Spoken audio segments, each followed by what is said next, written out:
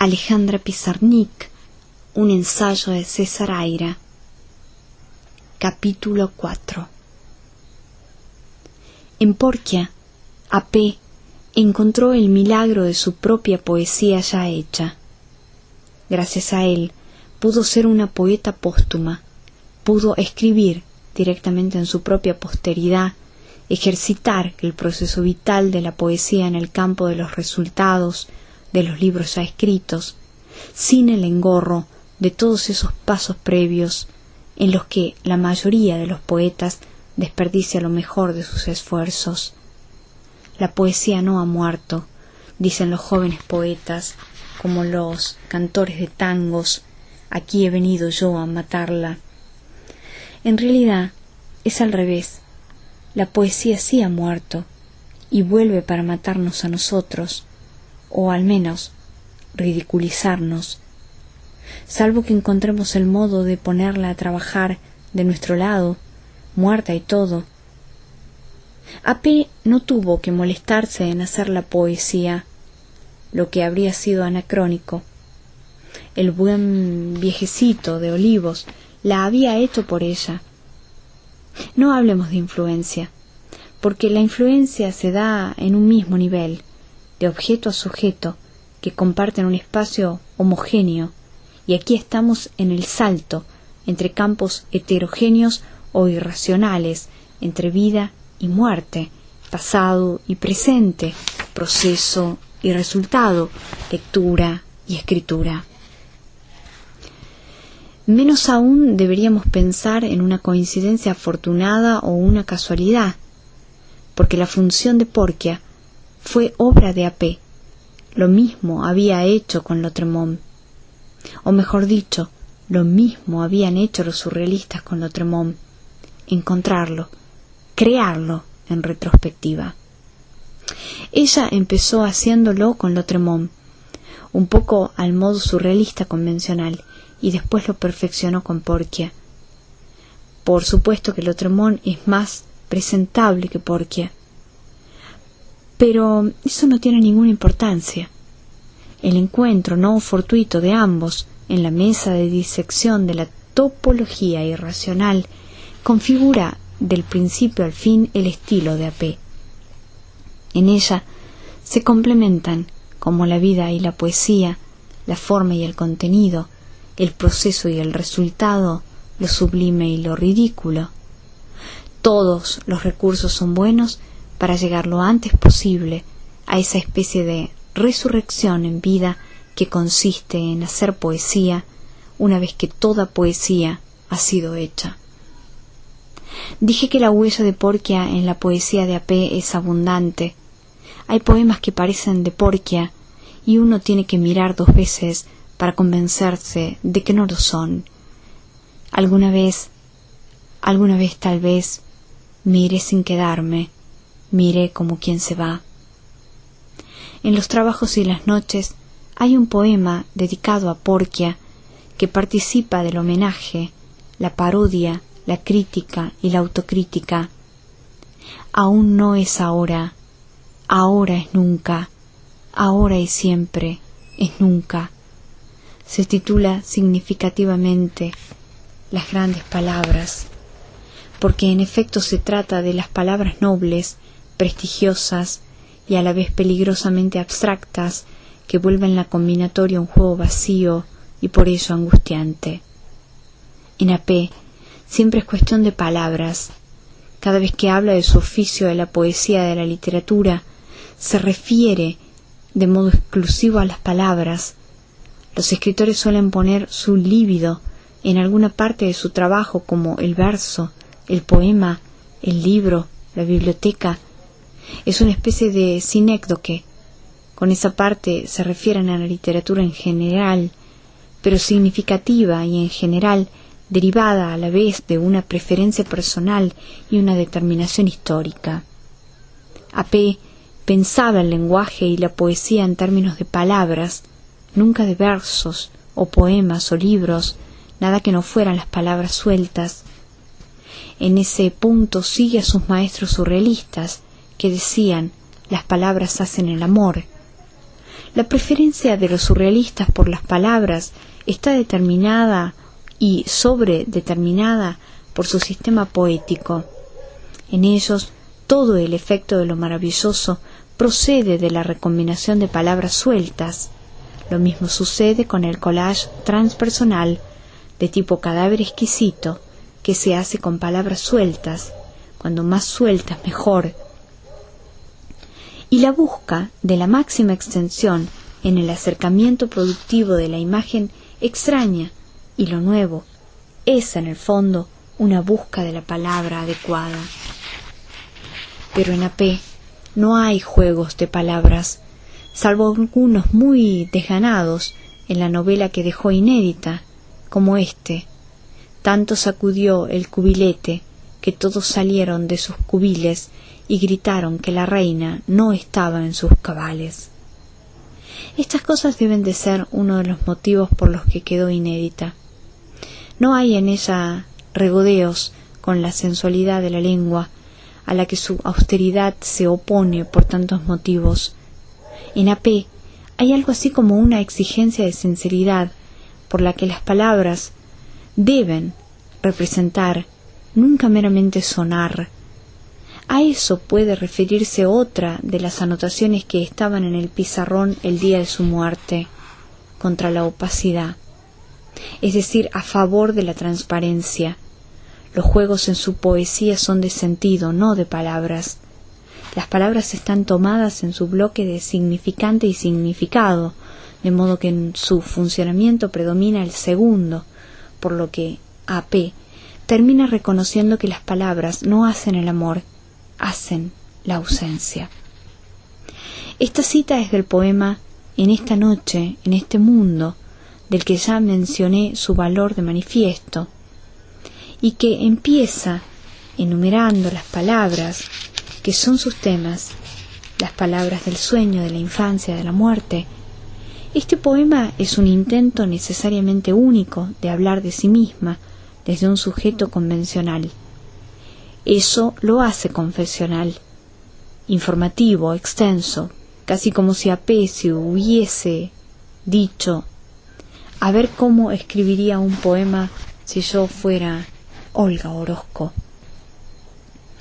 En él veo un resumen de los temas y procedimientos que hemos venido investigando.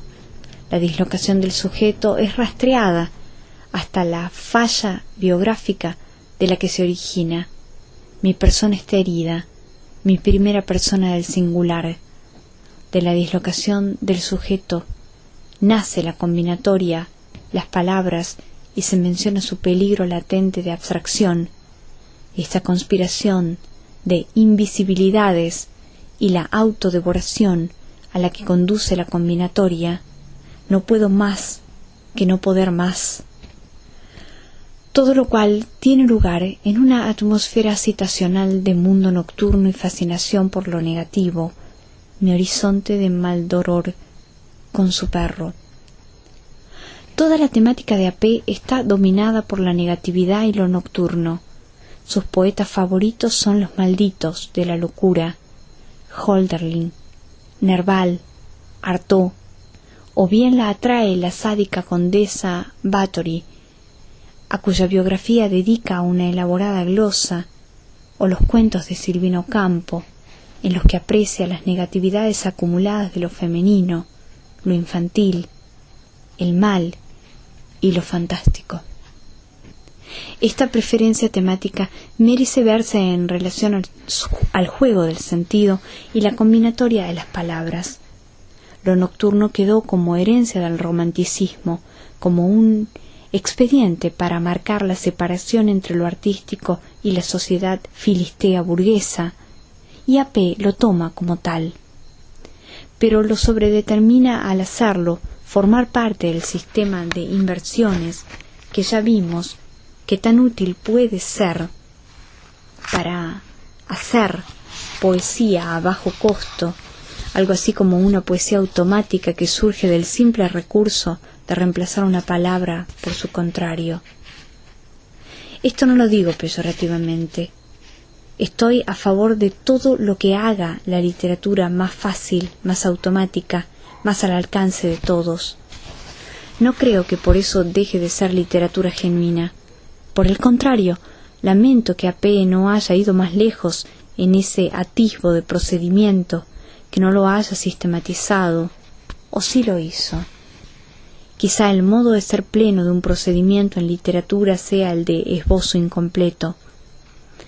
Lo nocturno o la negatividad, como inversión, queda explicitado en el título del libro Los trabajos y las noches, donde la última palabra reemplaza a su contrario del título del poema de Hesíodo.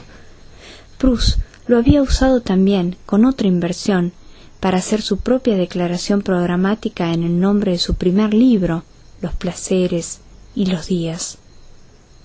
Los temas, palabras, que vimos que enumeraba AP, la infancia, la muerte, el sueño, son otras tantas inversiones o reveses de la vida adulta, de la vida, de la vigilia, a lo que habría que agregar la locura como revés o noche de la razón. La insistencia en la palabra suelta se explica entonces por ser la palabra, en el juego paradigmático del significado, el dispositivo ideal para invertir. La frase, en cambio, si se invierte toda, suele volver a su sentido original, por la negación de la negación. Si agregamos que no es necesario invertir simétricamente, que el mecanismo de reemplazo puede habilitarse para la máxima extensión de la escritura automática, y ponemos todo en manos de un sujeto dislocado, tenemos un compendio del procedimiento de AP. Veamos un poco cómo funciona en la práctica.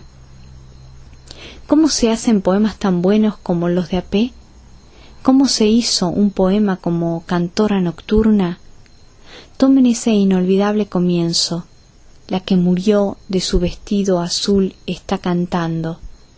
El maniquí de base podría ser una frase banal, digamos, la que murió de cáncer. Recuadramos la última palabra, la borramos y nos decidimos por un sustituto.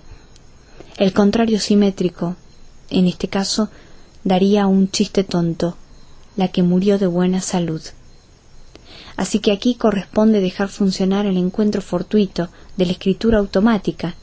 Podría ser cualquier cosa, una rata, una máquina de coser, un eclipse, un jardín. Las posibilidades se descartan solas. Necesariamente el azar debe ser auxiliado o complementado por el juicio crítico, y a éste lo alimentan reminiscencias de lecturas. ¿No hay un cuento de Silvino Campo donde hay una mujer que muere de un vestido de terciopelo? La decisión recae en un vestido azul. Esa mujer se vuelve personaje, intensamente autobiográfico. La inmensa latitud de la que dispuso la elección, por ser tan amplia, ocupa todo el espacio psíquico de un polo a otro, de la autora, y contamina el resultado con su historia y personalidad. ¿Quién sabe de qué rincón de la infancia o la familia o la vida íntima viene ese vestido azul? Por ser personaje, la mujer se hace sujeto, entra en el lenguaje con la violencia de la pura acción y se resiste a normalizarse en mero sujeto del enunciado, gracias a la dislocación lograda con el moderado absurdo de hacer cantar a una muerta. El sujeto de la enunciación, el mito personal de la poeta, habla a través de la dislocación como en el sueño de Freud. Él no sabía que estaba muerto. La mujer del vestido azul atraviesa la vida y llega a la poesía. Y mágicamente el poema resulta bueno, que era el único y exclusivo objetivo que se perseguía. Fíjense entre paréntesis cómo ahí termina el poema. A continuación empieza y termina otro. Canta, imbuida de muerte al sol de su ebriedad. El procedimiento conforma a la unidad poética y no deja restos que admitan la continuación. Es como el ADN, puesto completo en todos sus detalles, en cada célula. Lo nocturno es también un ámbito de inversión biográfica. El dormir se invierte en insomnio, lo que fue dolorosamente cierto en AP, como que de eso murió, de una sobredosis de somníferos. El insomnio, como enfermedad electiva en AP, creo que deriva de la identidad, que todo el que haya sufrido el insomnio habrá reconocido entre insomnio y miedo al insomnio, la identidad entre la cosa y el temor que provoca. El insomnio no es casi nada más que el miedo a no poder dormir. No me refiero a un insomnio casual provocado por un malestar físico o una preocupación, sino al insomnio propiamente dicho, ese mal con el que se convive noche y día.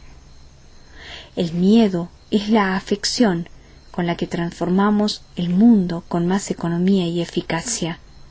Tememos algo, y ese algo ya está pasando, contra todas las leyes de la probabilidad o del realismo. La causa se anticipa al efecto, lo crea. De ahí el sentimiento de triunfo, tan poco justificado por lo demás, con que comprobamos el advenimiento de una catástrofe que habíamos temido. Es que al temerla, la estamos creando, a veces hasta en sus menores detalles, y cuando sucede confirmamos nuestro poder creador. En la suprema paradoja de las inversiones, el miedo vuelve al sujeto un amo del mundo, un demiurgo. En el insomnio culmina cotidianamente el poder creador del miedo, con el que AP tuvo una relación tan estrecha que le dictó su propio epitafio: me ha sucedido lo que yo más temía. El miedo es el reactivo que permite experimentar la realidad de la vida. Volviendo a la inversión, es obvio que debe practicarse sobre algo previo. Para que haya inversión es preciso que haya algo que invertir.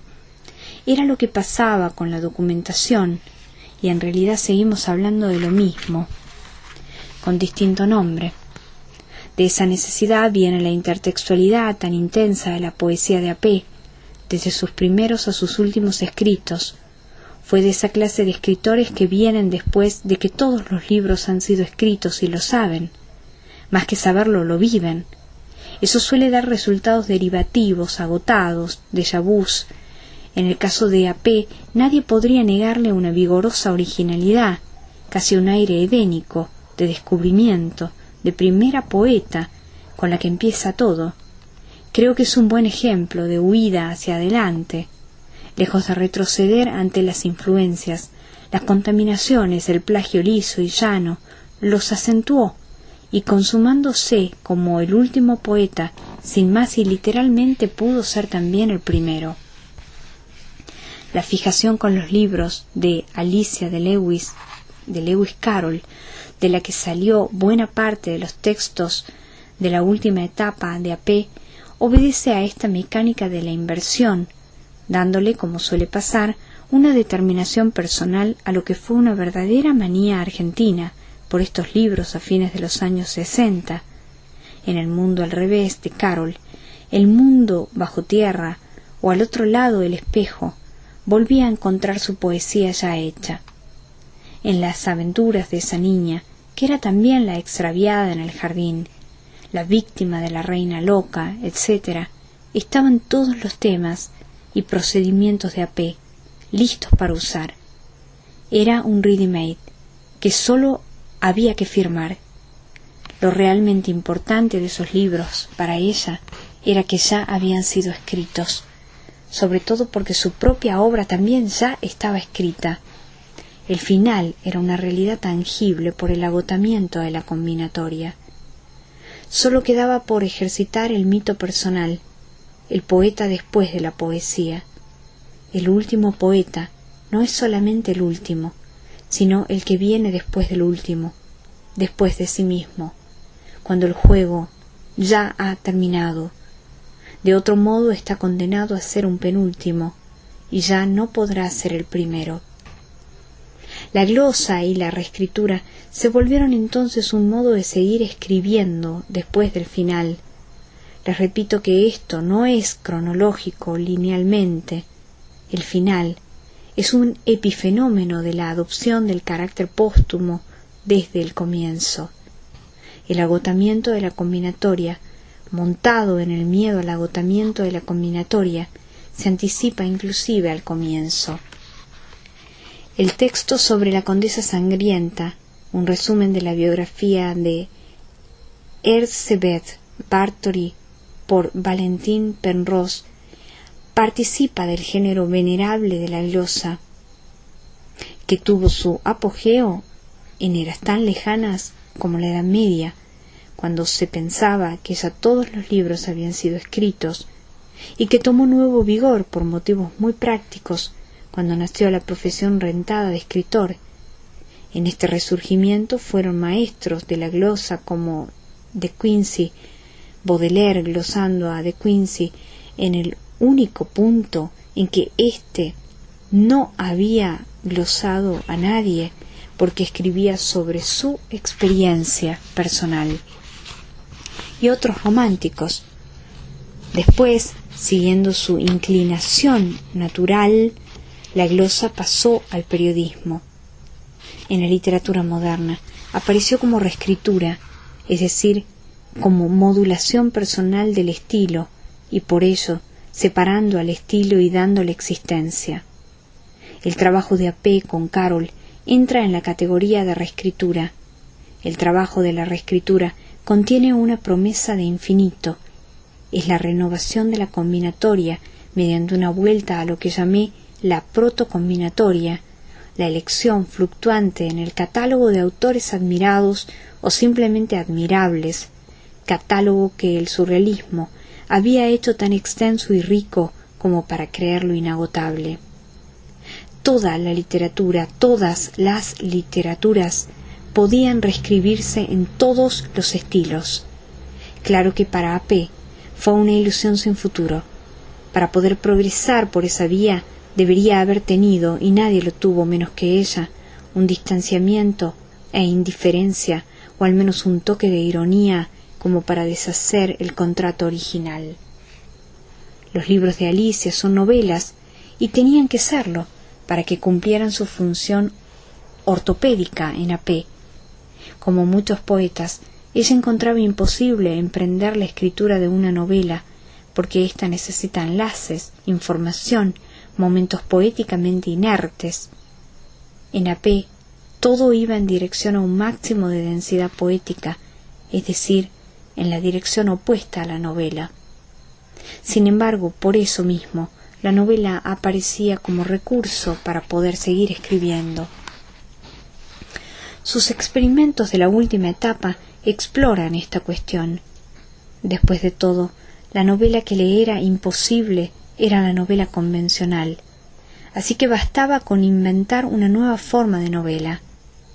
Valery, que es el locus classicus en la materia, decía que jamás podría escribir una novela porque nunca se resignaría a escribir una frase puramente informativa, sin brillo poético, como La marquesa salió a las 5. A.P. demostró qué fácil era hacer de esa frase banal un objeto poético. La marquesa salió a las 5:05. Pero su demostración encierra asimismo su fracaso, porque ese pequeño poema se detiene ahí y no puede continuar.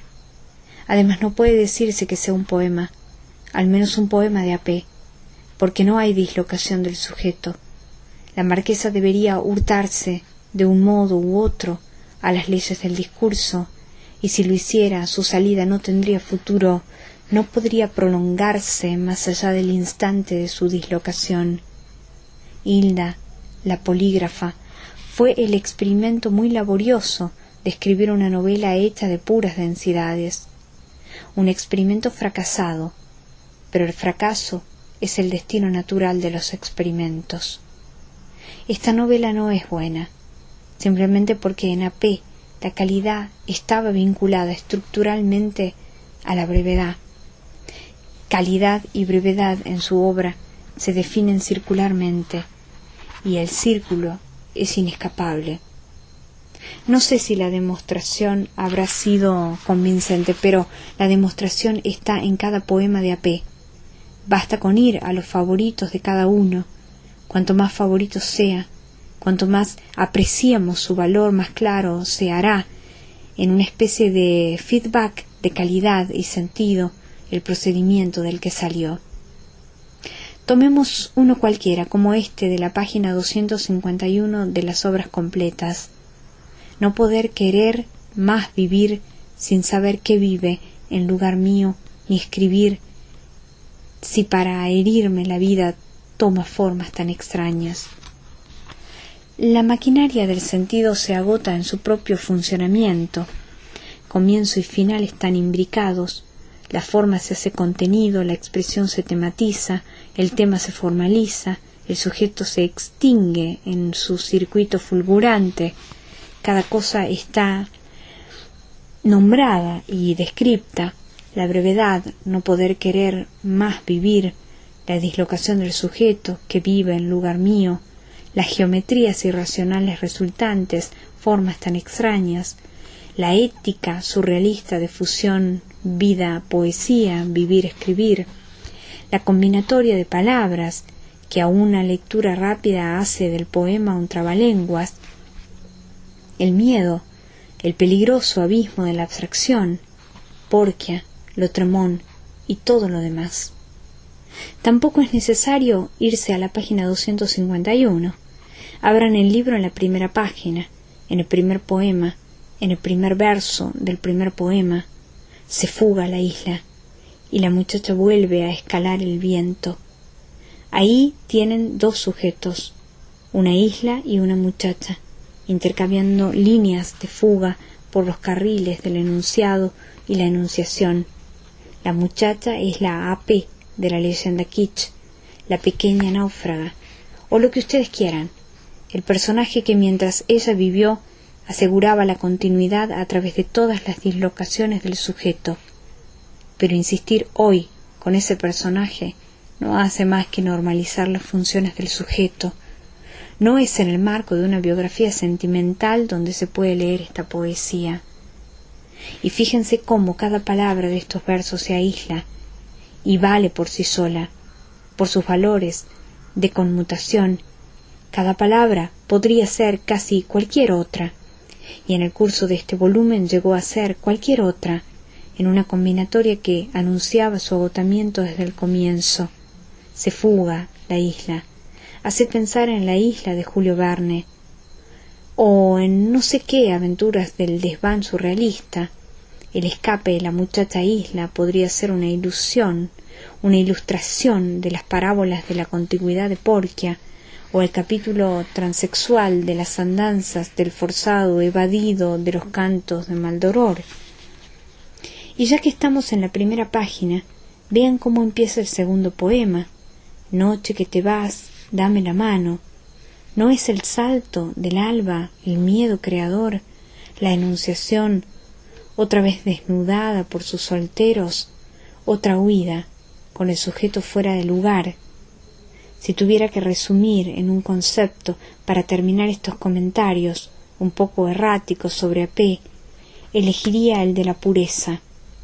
Lo que se impone al fin es el requisito de pureza, el infinito del procedimiento de estrella contra esta roca, la exigencia de pureza que a nosotros los postmodernos nos parece un capricho malsano y afortunadamente superado, tiene su razón histórica. Fue la roca del modernismo. AP fue la última encarnación del poeta maldito de la tradición moderna. Para hacerlo adoptó la actitud surrealista, la poesía como actividad del espíritu, la fusión de vida y poesía en términos de mito personal, y las armas extremistas de la pureza, pero ella ya estaba más allá. La pureza era para ella un concepto excesivo, que incorporaba su propio exceso. Tú haces de mi vida esta ceremonia demasiado pura, dice en el primer poema de los trabajos y las noches. En última instancia, la pureza, que prohíbe toda mezcla, prohíbe la mezcla de vida y poesía. La misma pureza que mandaba fundirlas y prometía la fusión, las separa y termina haciendo imposible la vida, la lógica de lo cual es que la muerte se anticipe a la vida, como en Lautréamont, Y esto es lo que hace de Lautréamont el mito inaugural. Con esto empezamos, si mal no recuerdo, con la diferencia irreductible entre el poeta vivo y el poeta muerto. Al primero se le plantea la tarea de seguir escribiendo, tarea imposible desde todo punto de vista. El combate con la impureza está perdido de antemano. Solo el mito del poeta muerto, o el que viene después, el último en la realidad, cumple con las exigencias, excesivas por definición, de la pureza. Alejandra Pizarnik. Un ensayo de César Aira. Lecturas para Fonoteca Transgresora de la Biblioteca Parlante Haroldo Conti.